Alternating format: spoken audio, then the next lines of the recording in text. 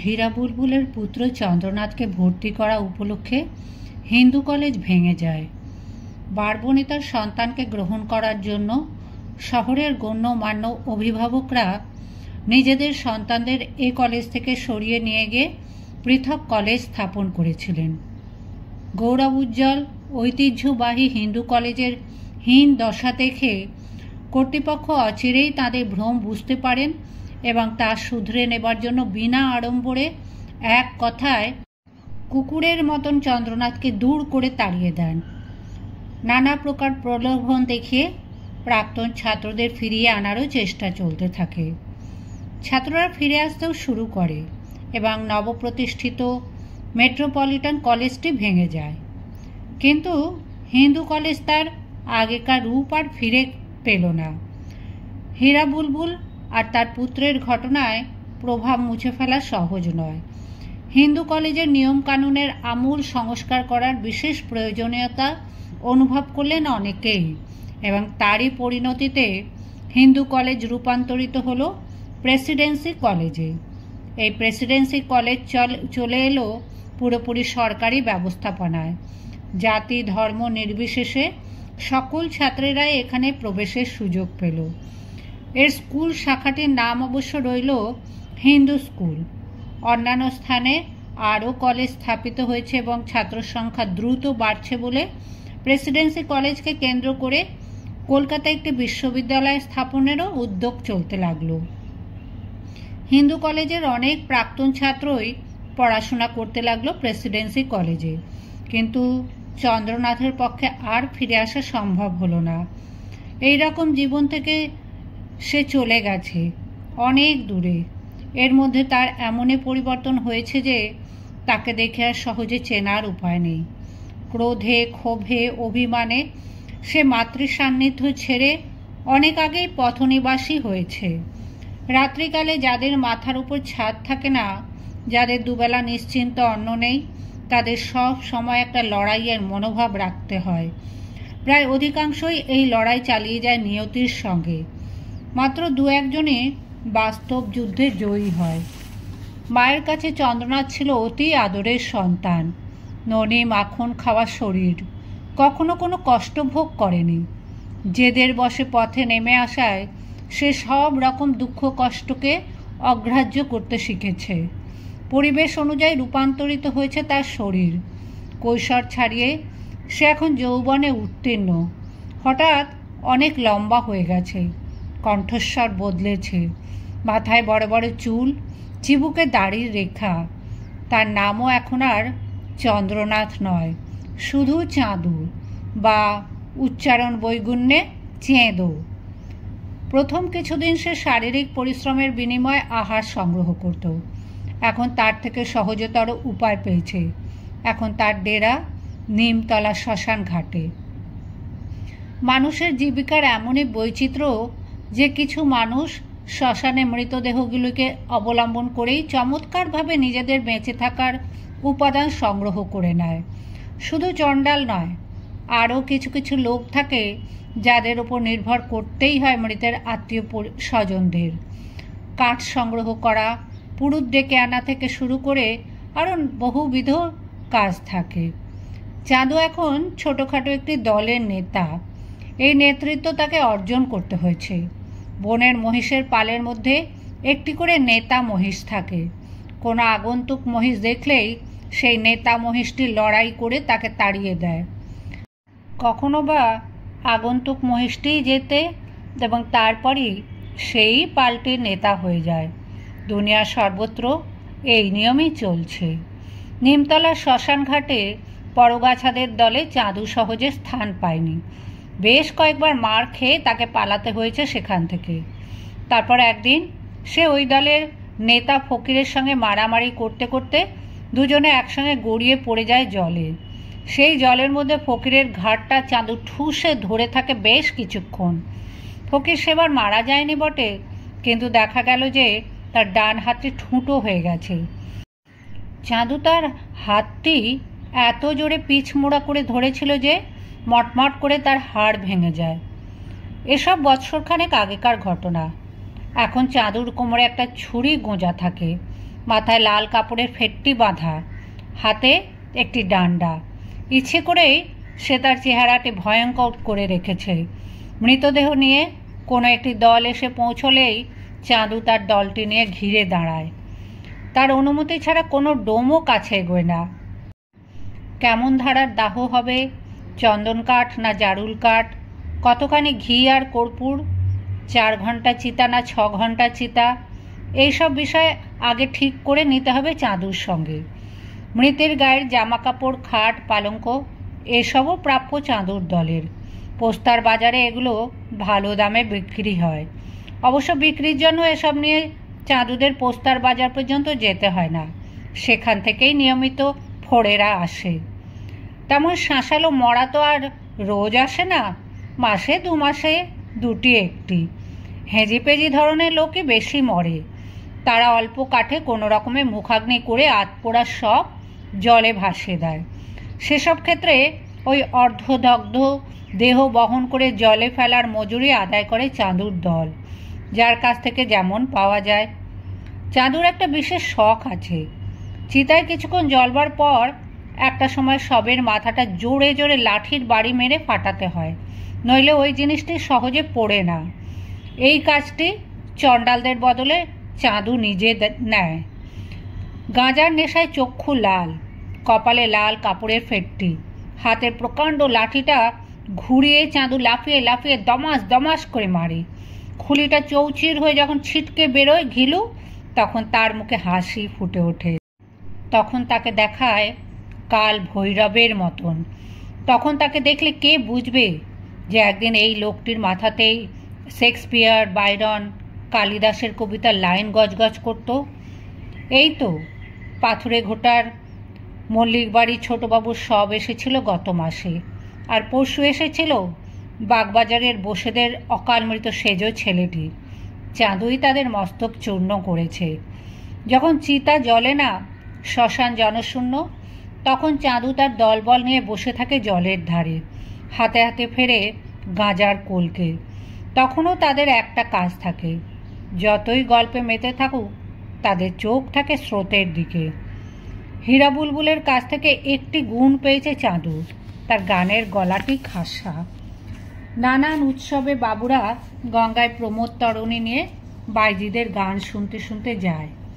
রথযাত্রা, লক্ষ্মী পুজোর সময় গঙ্গা বক্ষ, এইসব নৌকাতে একেবারে ছয়লাভ। শুনে শুনে কয়েকটা গান চাঁদুর মুখস্থ হয়ে গেছে। তার মধ্যে এই গানটি তার সবচেয়ে প্রিয়। যাবি যাবি যমুনা পাড়ে ও রঙ্গিনী, কত দেখবি মজা রিসরের ঘাটে, শামা বামা দোকানি, কিনে দেব মাতা ঘষা, বারুইপুরের খুনসি খাসা, উভয়ের পুরাবি আশা ও সোনামণি। হঠাৎ একসময় গান থামিয়ে চাঁদু চেঁচিয়ে ওঠে, ওই দেখ দেখ। অমনি তার দলের ছেলেরা চেঁচিয়ে ওঠে, কোথা কোথা। গঙ্গার স্রোতে প্রায় 1-2টি মৃতদেহ ভেসে যায়। অনেক দূর দূরান্ত থেকেও এমন শব আসে, কিন্তু চাঁদুর দলের ছাড়পত্র না পেয়ে কোনো শব নিমতলা ঘাট পার হতে পারে না। চাঁদুর নির্দেশ মতন তার দল ঝাঁপিয়ে পড়ে জলে এবং প্রায় শুশুকের মতন ডুব সাঁতার দিয়ে ঠিক সেই মৃতদেহটিকে ধরে পাড়ে টেনে আনে। তারপর সেটি তন্ন তন্নভাবে পরীক্ষা করা হয়। অনেক সময় শবের আঙুলে থাকে সোনার আংটি অথবা পায়ের উপর চুটকি। তামা বা রূপোর তাগা মাদুলি মৃতদেহ থেকে আত্মীয়রা খুলে নেয় না, সেগুলি সবই চাঁদুদের প্রাপ্য। 5টা শবের মধ্যে অন্তত একটা থেকে কিছু না কিছু পাওয়া যাবেই। শবদেহ পাড়ের কাছে আসলেই শকুনি আর হাড়গিলের পাল ধেয়ে আসে। তখন চাঁদুর দল লাঠির সোঁটা নিয়ে তাদের তাড়া করে যায়। শকুনিগুলো উড়ে পালালেও হাড়গিলেরা সহজে যেতে চায় না, তারা রীতিমতন লড়াই করে। কিন্তু হাড়গিলেরা মৃতদেহ ছিঁড়ে ছিঁড়ে খাবে, এটা চাঁদুর দল পছন্দ করে না। জলের জিনিস তারা আবার জলকে ফেরত দেয়। এই শ্মশানে 2টি চণ্ডাল, একজনের নাম ঝিনিয়া আর একজনের নাম তাড়ু। তাড়ু আবার তার বউকে নিয়ে থাকে একটি গোল পাতার ঘরে। ঝিনিয়াটা যেমন গাঁজাখোর তেমনই মাতাল। অধিকাংশ সময়েই তার চলৎ শক্তি থাকে না। ঝিনিয়া যে কোথা থেকে এখানে এসেছে তা জানে না কেউ। অদ্ভুত হিন্দি বাংলা মেশানো তার ভাষা। বয়সও হয়েছে যথেষ্ট। চাঁদুর দল ঝিনিয়াকে নিয়ে নানা রকম মশকরা করে। তার গাঁজার কোলকে কিংবা মদের ভাঁড় কেড়ে নিয়ে পালায়। তারপর ঝিনিয়া যখন নতুন নতুন স্বরচিত বিভৎস গালাগালির ঝড় বইয়ে দিতে থাকে, সেই সময় ওদের একজন কেউ পেছন দিক থেকে চুপি চুপি গিয়ে তার কোমরের কষি টেনে কাপড়টা খুলে দেয়। অমনি ঝিনিয়া শুরু করে দেয় তাণ্ডব নাচ।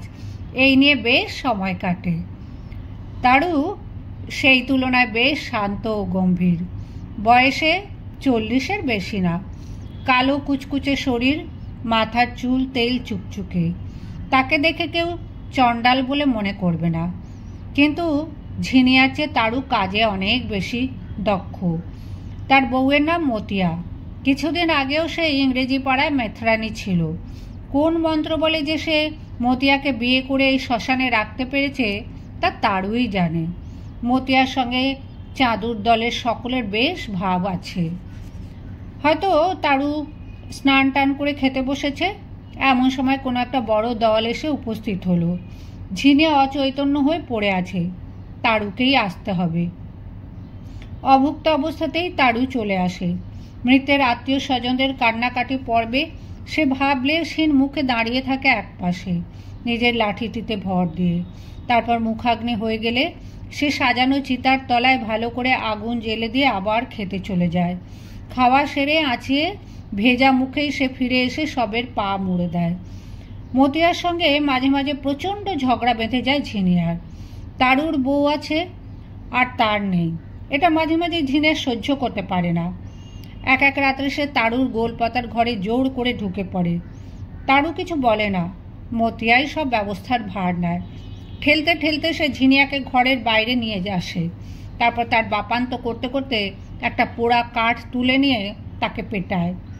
চাঁদুরা কিছুক্ষণ বেশ মজা দেখে। এক সময় অবস্থা চরমে পৌঁছলে তারা এগিয়ে গিয়ে বলে, আরে আরে পেটাসনি, বুড়োটা তো মরে যাবে। মতিয়া বলে, মরুক মরুক গিদ্ধরটা। চাঁদু ওর কাছ থেকে পোড়া কাঠটা কেড়ে নেবার চেষ্টা করলে মতিয়া চোখ পাকিয়ে বলে, তবে তোর মুখ ভেঙে দেব, তোহার ঘিলু ছটকাবো। চাঁদু হাসতে হাসতে পিঠ ফেরে বলে, মার মার দেখিনি আমায়। সবাই মিলে ধরাধরি করে ঝিনিয়াকে গঙ্গায় ফেলে দেয় ঝপাং করে। সবাই জানে ঝিনিয়া ওতেও মরবে না, বড্ড কড়া জান তার, ঠিক আবার বেঁচে উঠবে। এইভাবেই চাঁদুর দিন বেশ কেটে যাচ্ছে। মাঝখানে একটা ঘটনা ঘটেছিল। হঠাৎ দেখা গেল প্রতিদিন বিকেলবেলা একজন ভদ্রবেশী সুশ্রী চেহারার যুবক এখানে এসে জলের ধারে বসে থাকে। এখানে ঘাট বলতে কিছু নেই, কয়েকটি গাছের গুঁড়ি ফেলা আছে। জোয়ারের সময় সেগুলোও ডুবে যায়। যুবকটি এসে সেখানে বসে। অপরাহ্নে নদীর জলে সূর্যাস্তের শোভা দেখতে দেখতে সে দীর্ঘশ্বাস ফেলে এবং মাঝে মাঝে পকেট থেকে একটি নোট বই বার করে তাতে কী সব লেখে। লোকটিকে দেখে খটকা লাগে চাঁদুর দলের। এ আবার কি চায়? শ্মশানে তো কেউ বিনা কারণে আসে না। পাশের আনন্দময়ী তলায় অনেকে স্নান করতে আসে, এদিকে স্নানার্থীরাও আসে না। এ লোকটা যেন তাদের জায়গা জুড়ে বসেছে। চাঁদুরা লোকটির পাশে বসে খিস্তি খাস্তা হই হল্লা করলেও লোকটি ভ্রুক্ষেপ করে না। সে যেন ধ্যানস্থ, আপনভাবে বিভোর। লোকটি নাকে সোনালি ফ্রেমের রিমলেস চশমা, গায়ে পাতলা ফিনফিনে জামা, কাঁধে একটি গোলাপি রঙের চাদর। কখনো জ্বলন্ত চিতার পাশে এসেও দাঁড়িয়ে থাকে লোকটি। তখন তার চোখ দিয়ে টপ টপ করে জল পড়ে। এ যে এক তাজ্জব ব্যাপার, কার না কার মরা তার ঠিক নেই, সেজন্য এই লোকটি কাঁদে। লোকটিকে চাঁদু সহ্য হয় না। একে জব্দ করার জন্য সে তার সঙ্গীদের নিয়ে একটি মতলব এঁটে ফেলে। ঘাটের গুঁড়িগুলো অনেক দিন থাকার জন্যে কাদার মধ্যে গেঁথে আটকে আছে। একদিন চাঁদুর দল সেই গুঁড়িগুলো তুলে তুলে আলগা করে রাখে। তারপর সেদিন বিকেলে যুবকটি এসে একটা গুঁড়ির ওপর বসেছে। একটু পরে চাঁদু তার হাতের লাঠিখানা দিয়ে পেছন দিক থেকে সেই গুঁড়িটায় একটু চাড় দেয়।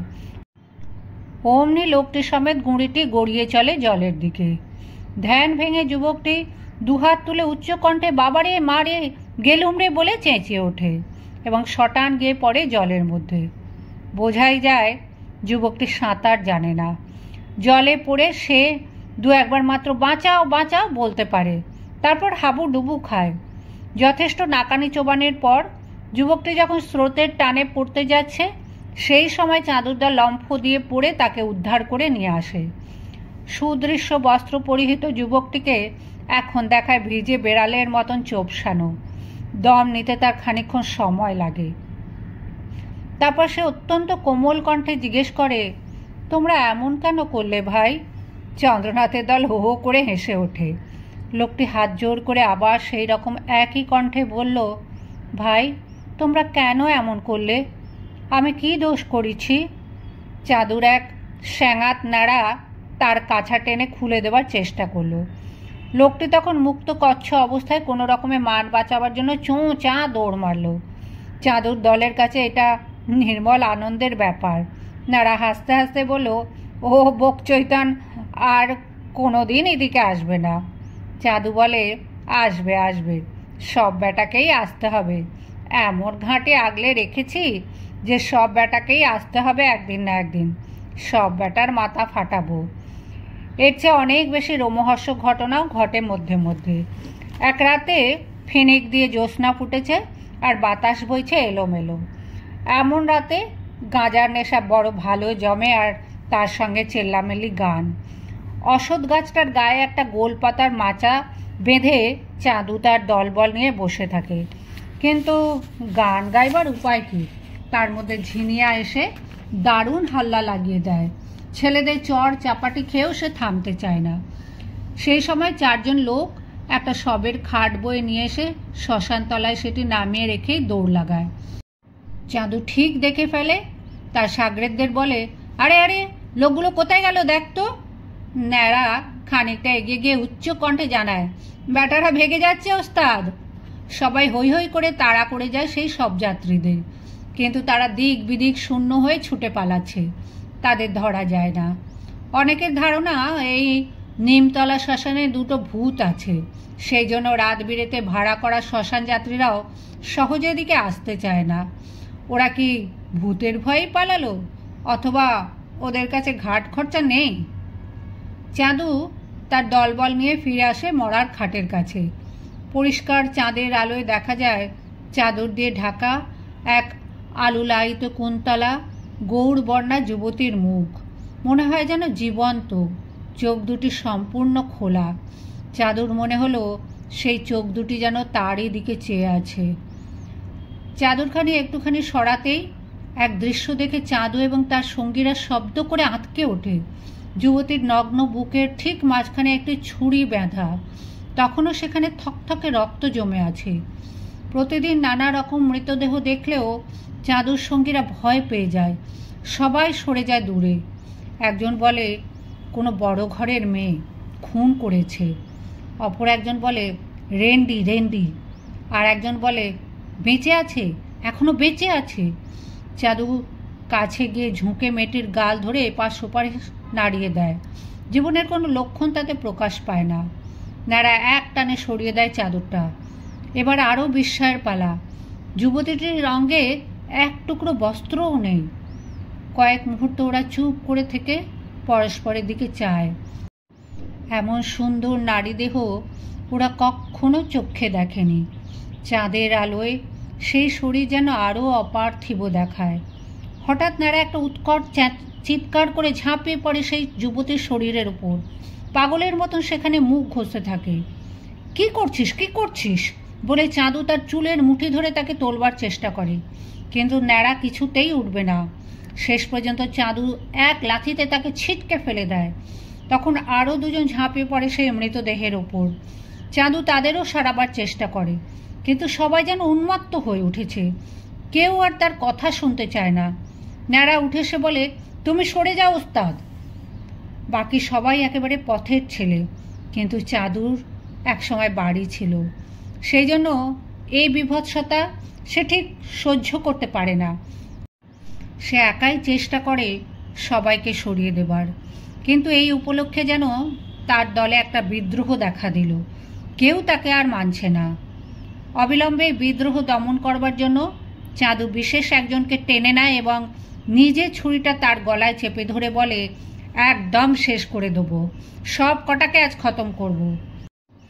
ন্যাড়া সেই যুবতীটির বুক থেকে ছুরিটা টেনে খুলে নিয়ে চাঁদুকে রুখতে আসে, কিন্তু হাতে একটা ছুরি থাকলেই ন্যাড়া যদি জিততে পারত তাহলে তো সেই নেতা হতো। ন্যাড়া মাটিতে লুটিয়ে পড়ার পর চাঁদু যুবতীর শরীর আড়াল করে দাঁড়ায়, চিৎকার করে বলে, আয়, কে আসবি? বিদ্রোহ প্রশমিত হলে চাঁদু বলে, ধর, সবাই হাত লাগা, একে মা গঙ্গায় ভাসিয়ে দিতে হবে। একজন তখনও দুর্বল গলায় বলে, যদি বেঁচে থাকে এখনো? যদি বেঁচে থাকে মা গঙ্গা ওকে বাঁচাবেন। ধরাধরি করে শেষ পর্যন্ত ওরা যুবতীর দেহটিকে নিয়ে ভাসিয়ে দেয় জলে। ন্যাড়া ভেউ ভেউ করে কেঁদে ওঠে। এ পর্যন্ত ন্যাড়াকে কেউ কখনো কাঁদতে দেখেনি। ভাগ্যহীনা যুবতীটি কোন বেঘরে কার হাতে মারা গেছে কে জানে। কেউ তার জন্য শোক করেছে কিনা তারও ঠিক নেই। তবু তো শ্মশান ঘাটে একজন তার জন্য কাঁদল। সম্প্রতি এখানে আরও একটি কাণ্ড ঘটেছে। বর্ষার রাত্রে চাঁদরা সবাই ঘুমিয়েছিল। সেদিন একটাও মরা আসেনি। একসময় শোনা গেল তারুর ঘর থেকে একটা ট্যাঁ ট্যাঁ আওয়াজ।